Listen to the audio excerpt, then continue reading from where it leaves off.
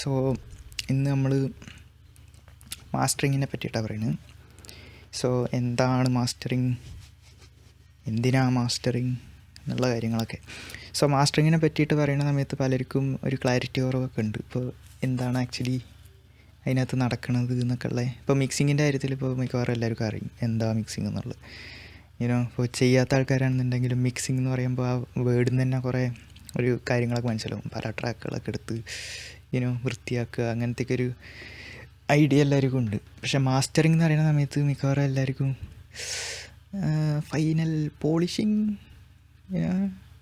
അതല്ലേ എന്നുള്ള ആ ഒരു സാധനം ഉണ്ട്. അപ്പോൾ എന്താണ് ആക്ച്വലി ആ പ്രോസസ്സ് എന്നുള്ളത് പലർക്കും അറിയില്ല. അപ്പോൾ ചില ആൾക്കാർക്ക്, ചെയ്യുന്ന ആൾക്കാർക്ക് തന്നെ എന്താണ് മാസ്റ്ററിങ് എന്നുള്ളതിൽ ഡൗട്ടുണ്ട്.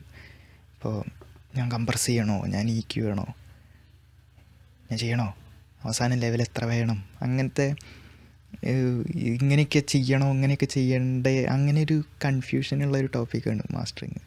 പിന്നെ വേറെ ചിലർക്ക് ഇത് എന്തോ ഒരുപാട് കാലം തപസ് ചെയ്ത് കഴിഞ്ഞാൽ മാത്രം കിട്ടുന്നൊരു വരാണെന്നോ അങ്ങനത്തെ ഒരു ചിന്തയുള്ള ആൾക്കാരുണ്ട്.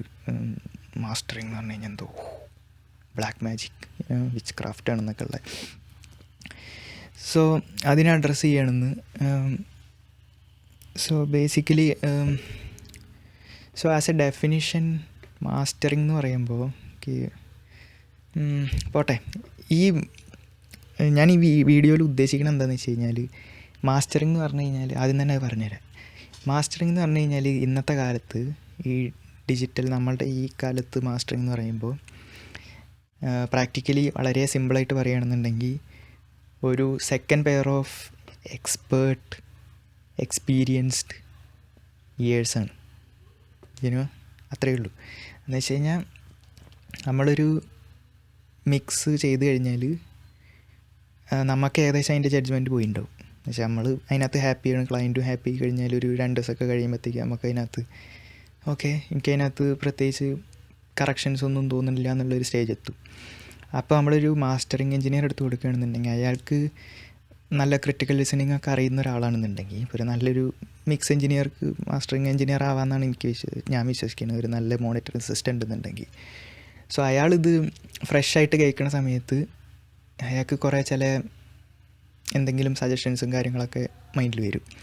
ഇപ്പോൾ ലോ എൻ്റെ കുറവാണെന്നോ, അല്ലെങ്കിൽ ഹൈ എൻ്റെ കുറച്ച് ഹാർഷാണെന്നോ, അല്ലെങ്കിൽ എവിടെയെങ്കിലും ഒരു സിമ്പിൾ ക്രാഷിനകത്ത് അവിടെ ഹാർഷ്നെസ് ഉണ്ടെന്നോ, അങ്ങനെ എന്തെങ്കിലുമൊക്കെ അയാൾക്ക് പെട്ടെന്ന് ആ ഒരു ഫ്രഷായിട്ട് കേൾക്കുന്നതുകൊണ്ടുള്ള ആ ഒരു പെർസ്പെക്റ്റീവ് വരും. അപ്പോൾ അതിനെ അഡ്രസ്സ് ചെയ്യാനും ആ ഫൈനൽ ക്വാളിറ്റി ചെക്കും കാര്യങ്ങളും ചെയ്യാൻ വേണ്ടിയിട്ടാണ് മാസ്റ്ററിങ് എന്ന് പറഞ്ഞ പ്രോസസ്സ് ഇപ്പോൾ ഉള്ളത്, ഇപ്പോൾ ഇന്നത്തെ കാലത്ത് പറയുകയാണെന്നുണ്ടെങ്കിൽ. പിന്നെ ഈ മാസ്റ്ററിങ്ങിനെ പറ്റിയിട്ട് ഒരുപാട് എന്തൊക്കെയോ ഭയങ്കര ടെക്നിക്കൽ സീനാണ് എന്നൊക്കെ ഉള്ളൊരു കുറേയൊക്കെ മിഥ്യാധാരണ എന്ന് ഞാൻ പറയണില്ല. കാരണം ഒരുപാട് ടെക്നിക്കൽ നോളജ് ആവശ്യമുണ്ട് ഇതിനകത്ത് ചെയ്യാനാണെന്നുണ്ടെങ്കിലും. പക്ഷേ ഭയങ്കര എന്തോ സീനാണെന്നുള്ളൊരു വൈബുണ്ട് കുറേ ആൾക്കാരുടെ അടുത്ത്. അപ്പോൾ അതിന് മെയിനായിട്ട് കാരണം എനിക്ക് തോന്നുന്നു ഇതിൻ്റെ ഹിസ്റ്ററി, മാസ്റ്ററിങ്ങിൻ്റെ ഹിസ്റ്ററി അറിയുന്നതുകൊണ്ടായിരിക്കണം മേ ബി. അപ്പോൾ അതിന് പറയാൻ കാരണം എന്താണെന്ന് വെച്ച് കഴിഞ്ഞാൽ, ഇപ്പോൾ നമ്മളെ മാസ്റ്ററിങ്ങിൻ്റെ ഹിസ്റ്ററി നോക്കുകയാണെന്നുണ്ടെങ്കിൽ, ഇപ്പോൾ പണ്ടത്തെ അനലോഗ് മീഡിയമുകൾ എടുക്കുകയാണെന്നുണ്ടെങ്കിൽ, ഇപ്പോൾ വൈനൽ, ഡിസ്ക്, അല്ലെങ്കിൽ cassette, tape, reel to reel ടേപ്പോ എന്താണെന്ന് വെച്ചാൽ അതൊക്കെ എടുക്കുകയാണെന്നുണ്ടെങ്കിൽ, ഇപ്പോൾ വൈനലിൻ്റെ കാര്യത്തിൽ പറയുകയാണെന്നുണ്ടെങ്കിൽ വൈനൽ ഒരു മീഡിയ ആയിട്ട് കൺസിഡർ ചെയ്യുകയാണെങ്കിൽ പണ്ടത്തെ കാലത്ത് വൈനലിലേക്ക് മാസ്റ്റർ ചെയ്യുക എന്ന് പറഞ്ഞ പ്രോസസ്സ് ഭയങ്കര ടെക്നിക്കലി കോംപ്ലിക്കേറ്റഡ് ഒരു പ്രോസസ്സായിരുന്നു. ഇപ്പോൾ ഫോർ എക്സാമ്പിൾ എനിക്കതിനെ പറ്റിയിട്ട് ഒന്നും അറിയില്ല. പക്ഷേ എൻ്റെ അറിവിൽ ആ പ്രോസസ്സ് എന്ന് പറഞ്ഞു കഴിഞ്ഞാൽ ഒരുപാട് എൻജിനീയറിങ് ഡിസിപ്ലിൻസൊക്കെ ഗ്രാസ്പ് വേണ്ട ഒരു ഡിസിപ്ലിനായിരുന്നു അത്. ആ പ്രോസസ്സ് എന്ന് പറയുന്നത്. ഇപ്പോൾ ഇത്ര സിഗ്നൽ ഇത്ര ലെവൽ വേണ്ടി വരും, അല്ലെങ്കിൽ അതിന് മുമ്പ് ഒരു സർട്ടൻ ഫിൽറ്റർ വേണം. ലോ എൻഡ് വൈനലിൻ്റെ ഗ്രൂവുകൾ ഉണ്ടാക്കാൻ ബുദ്ധിമുട്ടാണ്. അപ്പോൾ ലോ എൻഡ് ഭയങ്കര കുറച്ച്, ഹൈ എൻഡ് ബൂസ്റ്റ് ചെയ്യുക. ആ കർവിന് എന്തൊക്കെയോ പേരുകളൊക്കെ ഉണ്ട്.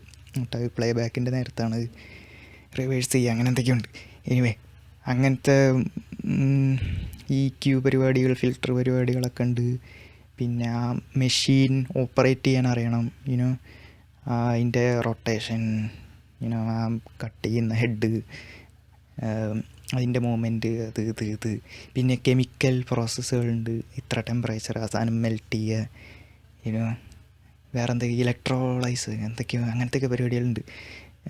ആ ഒരു മെറ്റൽ ആദ്യം ഉണ്ടാക്കിയിട്ട് ഒരു മെറ്റൽ കോപ്പി ഉണ്ടാക്കിയിട്ട് ആ മെറ്റൽ കോപ്പി വെച്ചിട്ട് പിന്നെ പ്രസ് ചെയ്തിട്ട് അങ്ങനെ എന്തൊക്കെയാണ് പ്രോസസ്സ്. എനിക്ക് അതിനെപ്പറ്റി ഡീപ്പായിട്ട് അതൊന്നും അറിയില്ല, നിങ്ങൾ നോക്കിയാൽ മതി.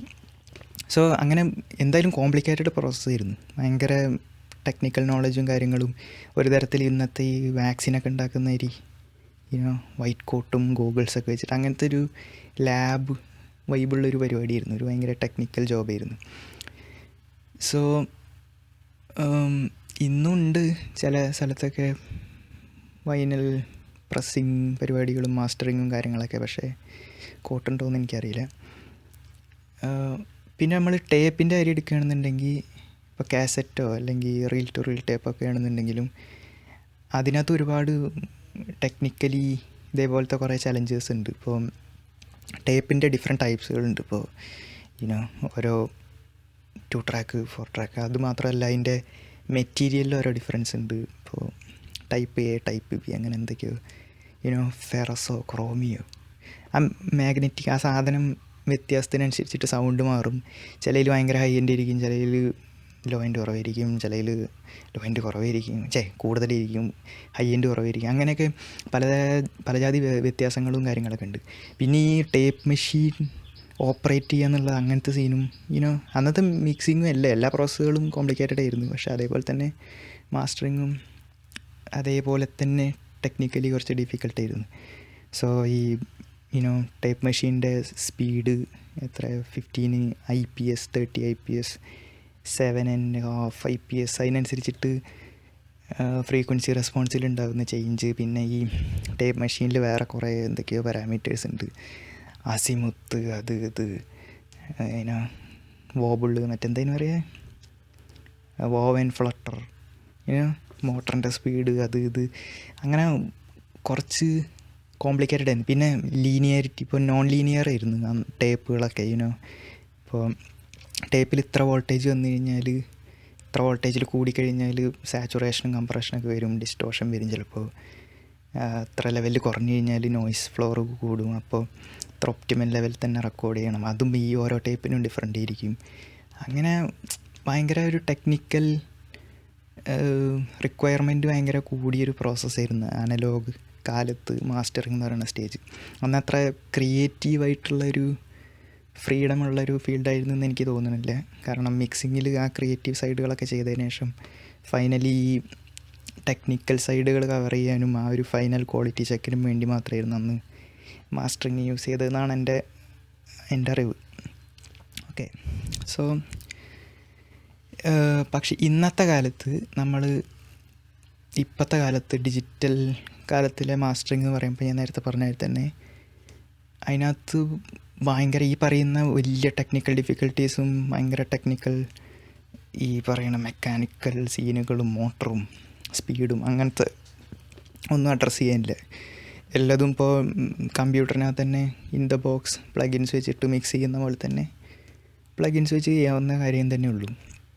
അതുകൊണ്ട് തന്നെ കുറച്ചും കൂടി ക്രിയേറ്റീവ് സൈഡുകൾ കുറേ കൂടി വരാൻ തുടങ്ങിയിട്ടുണ്ട്. മാസ്റ്ററിങ്ങിനകത്ത് വരാൻ തുടങ്ങിയെന്നല്ല, വന്നിട്ടുണ്ട് പണ്ട് തൊട്ടിട്ട്. സോ ഇപ്പോൾ കുറച്ചും കൂടി എൻഹാൻസ്മെൻറ്റ്, കളറിങ്, അങ്ങനത്തെ ഒരു പരിപാടികളും കൂടി പിന്നെ കയറി വന്നു. കുറച്ചും കൂടി ഒരു ക്രിയേറ്റീവ് സൈഡ് മാസ്റ്ററിങ്ങിലേക്ക് വന്നിട്ടുണ്ട്. സോ അതാണ് ഇന്നത്തെ കഥയിൽ ഇപ്പോൾ ഞാൻ പറഞ്ഞത് തന്നെ മാസ്റ്ററിങ് എന്ന് പറഞ്ഞു കഴിഞ്ഞാൽ ബേസിക്കലി ഈ പറയണ ഈ ടെക്നിക്കൽ ഡിഫിക്കൽട്ടീസൊന്നും ഇല്ലാത്തതുകൊണ്ട് തന്നെ ഒരുതരം ഫ്രഷ് പെർസ്പെക്റ്റീവിൻ്റെ കാര്യത്തിലാണ്. ആ ഒരു ഫ്രഷ് ഇയേഴ്സ് ഒരു ക്രിട്ടിക്കലായിട്ട് കേൾക്കാൻ പറ്റുന്ന ഒരു expert second pair of year, അതാണ് മെയിനായിട്ട് ഇന്നത്തെ മാസ്റ്ററിങ്ങിലെ ഏറ്റവും ഇമ്പോർട്ടൻറ്റ് പോയിൻ്റായിട്ട് ഞാൻ വിശ്വസിക്കുന്നത്. അല്ലാണ്ട് ഭയങ്കര എന്തോ മാജിക്കൽ ടെക്നിക്കൽ സ്കില്ലുകളൊന്നുമല്ല. ആ സെക്കൻഡ് പെയർ ഓഫ് ഇയേഴ്സ് എന്നുള്ള ആ ഒരു കൺസെപ്റ്റാണ് മെയിനായിട്ട് മാസ്റ്ററിങ്ങിലുള്ളത്. സോ അല്ലാണ്ട് പ്രോസസ്സിങ് എന്നുള്ള ലെവലിൽ എന്തോ ഭയങ്കര സീക്രട്ടൊന്നുമില്ല.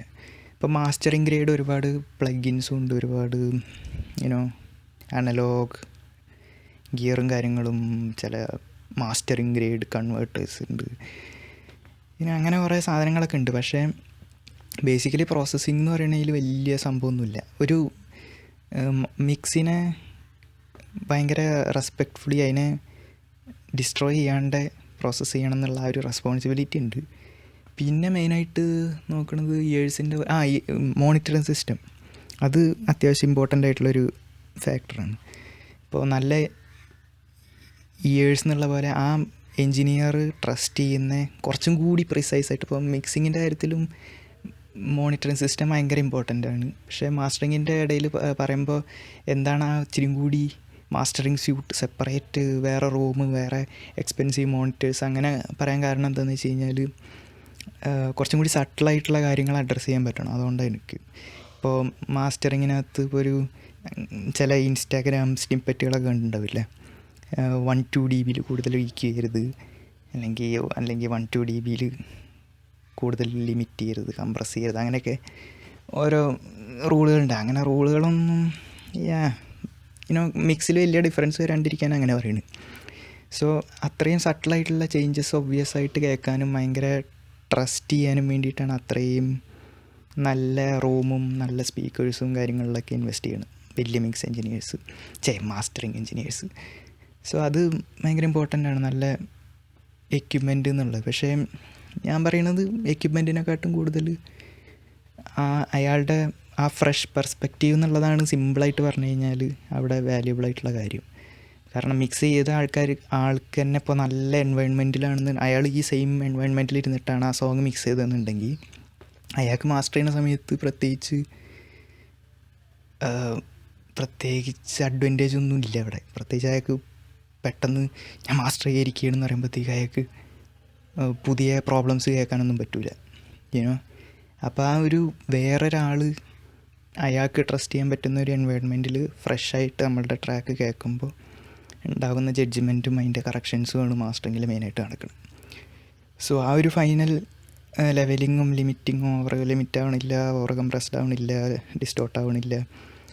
സ്ട്രീമിങ്ങിലാണെന്നുണ്ടെങ്കിൽ അതിനനുസരിച്ചിട്ടുള്ള എന്തൊക്കെയാണ് കറക്ഷൻസും കാര്യങ്ങളൊക്കെ ചെയ്യണം എന്നുള്ളത് ആ ഒരു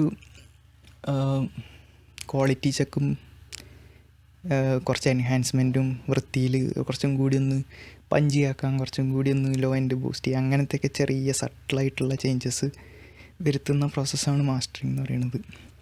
സോ ഒരു നല്ലൊരു മിക്സ് എൻജിനീയർക്ക് നല്ലൊരു മാസ്റ്ററിങ് എൻജിനീയർ ആവാമെന്നാണ് ഞാൻ വിശ്വസിക്കുന്നത്. നല്ലൊരു മോണിറ്ററിങ് സിസ്റ്റവും നല്ല ഫ്രഷ് പെർസ്പെക്റ്റീവും ഉണ്ടെന്നുണ്ടെങ്കിൽ. സോ അത്രയേ ഉള്ളൂ. അത് ആർക്കെങ്കിലും എന്തെങ്കിലും ക്ലാരിറ്റി കുറവുണ്ടായിരുന്നുണ്ടെങ്കിൽ മാറിയെന്ന് വിചാരിക്കുന്നു. താങ്ക്സ്.